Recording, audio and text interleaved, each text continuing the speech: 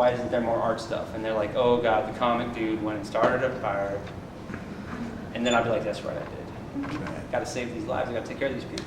Yes, sir. What other organizations are you engaged with outside of the New Word Project? Like the Veterans Writing Project or anything like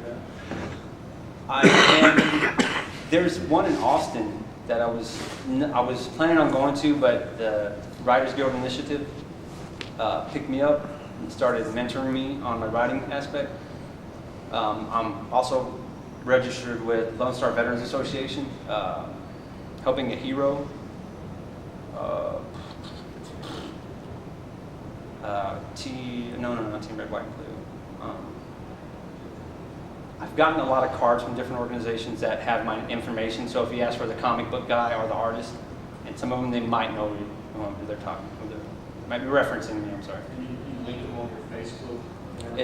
If you want the information to reach out to these other organizations, I mean, yeah, I can definitely link them on the because I have an art page and I have a group page. The group page is the Warfighter Artist Rally Point, and my Facebook page is just where my ego sits and dwindles because people are like, no, I don't like you. But it's okay. I'm just kidding. No, people like me. I'm sorry. Does that answer your question, sir? I got a tangent there. Any more questions? Yes, sir.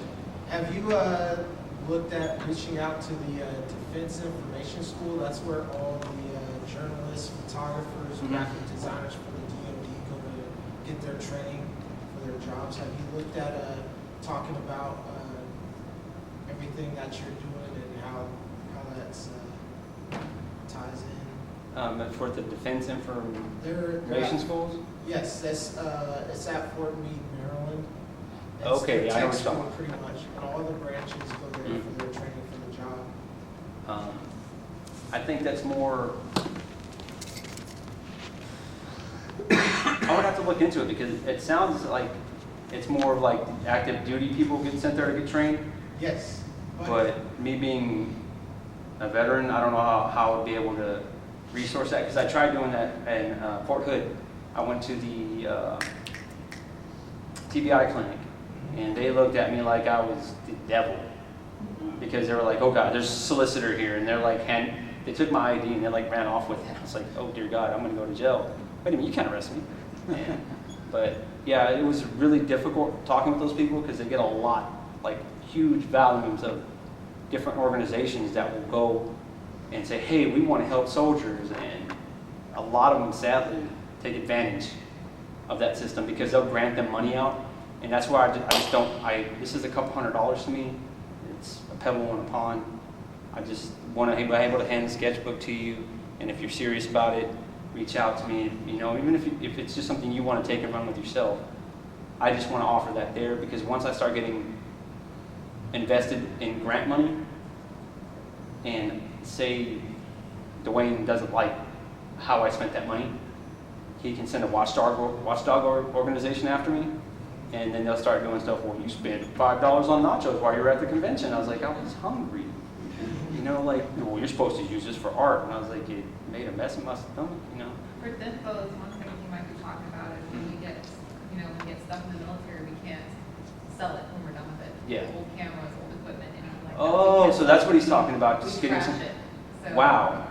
Yes, I would there's probably nothing we can contact do. them because if I can give that to you, to the veteran community or Right. anybody so that if needs they it. had old equipment and they were willing to possibly donate it versus trashing it because they can't legally sell it, they might be able to send you art supplies or art boards. They have graphic designing classes. Sounds there. like awesome.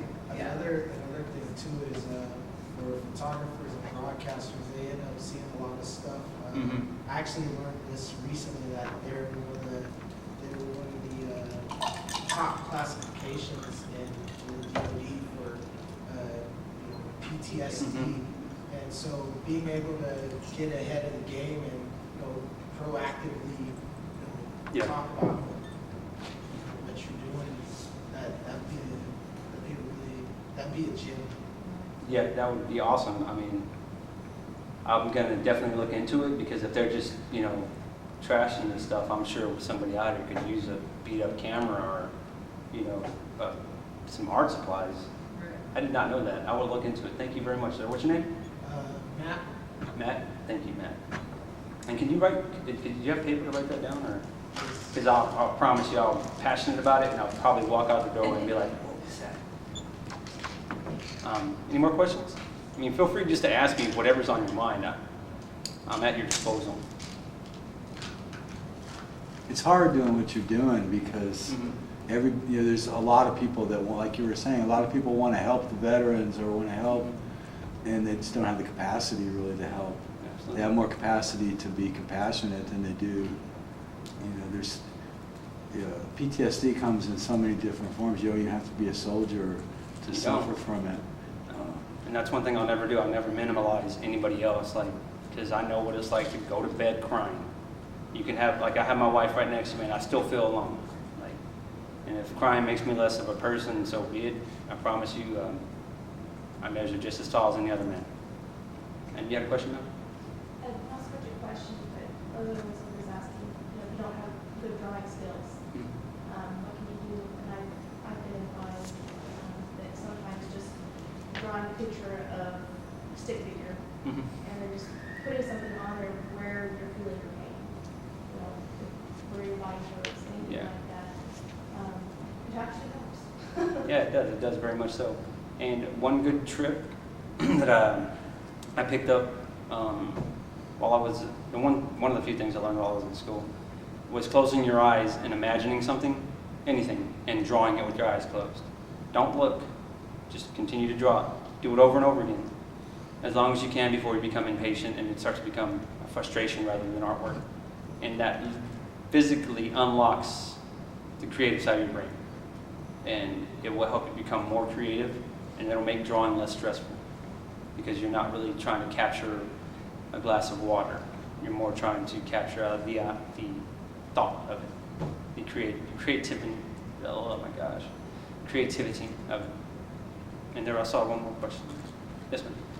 You described yourself in the beginning when you first started at the Art Institute as bitter. Did that make you resistant to finding help? In what aspect of the Art Institute being bitter there? Well, you said when you walked in and you were surrounded by all these Oh kids, yeah, you were angry. that made me very resistant because with a lot of the younger generation, there's no sense of shared sacrifice. And we're talking about a 10-year war, and that's a lot of kids. And being a kid, I've been a kid myself, I know that my opinions at that time were very aggressive and not cultured. A lot of it was, I had not a lot of experience, but I had a very good opinion on it. And it made it, that was a very big trigger for me. Like, you were too dumb to go to college. I'm like, my wife has 2 bachelor's degrees, she's working on her master's, man. It was just a matter of a choice. And it was frustrating, and it was very, very, my wife would just roll her eyes every time she got up in the morning and knew I had to go to school. She's like, he's going to complain about it all day. Like, yes, I have to. I have nothing else to do. Did that answer your question? Well, Or more maybe that I have direct? another part, if that's okay? Sure, absolutely.